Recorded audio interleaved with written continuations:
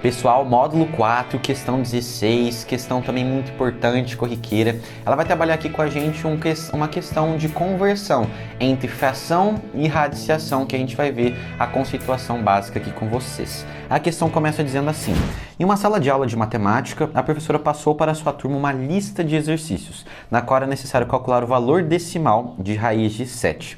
E era permitido aos alunos o uso da calculadora.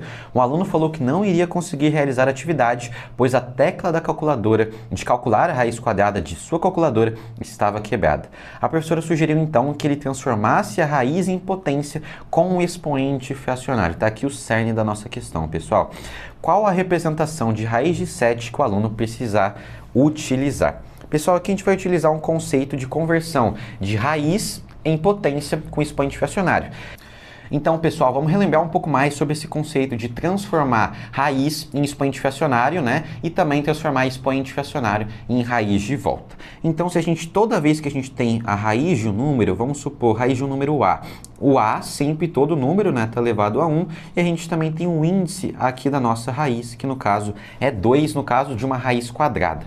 Como que a gente faz para transformar esse valor? A gente pode utilizar de maneira geral de que sempre o nosso expoente da nossa raiz, né, do nosso radicando, que é esse termo que está dentro do meu radical, que é o símbolo que a gente utiliza, esse expoente ele vai se tornar o numerador e o nosso índice vai se tornar o denominador.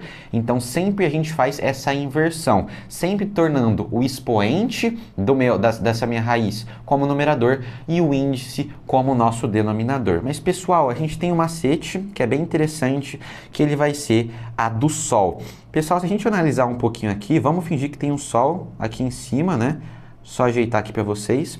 A gente tem um Sol bem ensolarado aqui e ele está pegando, iluminando essa nossa matemática, essa nossa questão. Pessoal, vocês não concordam comigo que o 1 ele está abaixo, ele está coberto aqui, ele está na sombra então, e o 2 ele está recebendo essa nossa radiação solar. Então o que acontece? Na hora de transformar no expoente fracionário, aquilo que estava na sombra, que no caso é o meu 1, ele vai para o Sol, vai receber Sol. E aquele que estava no Sol, ele vai para a sombra, que fica abaixo do nosso símbolo de divisão, então vai ficar aqui na sombra pelo momento. E a conversão se mantém da mesma forma depois para a gente converter. A gente passando esse A elevado a 1 sobre 2, a gente transforma o 2 como nosso índice e transforma o nosso numerador como nosso expoente. É isso, pessoal, que a gente precisa para fazer essa questão.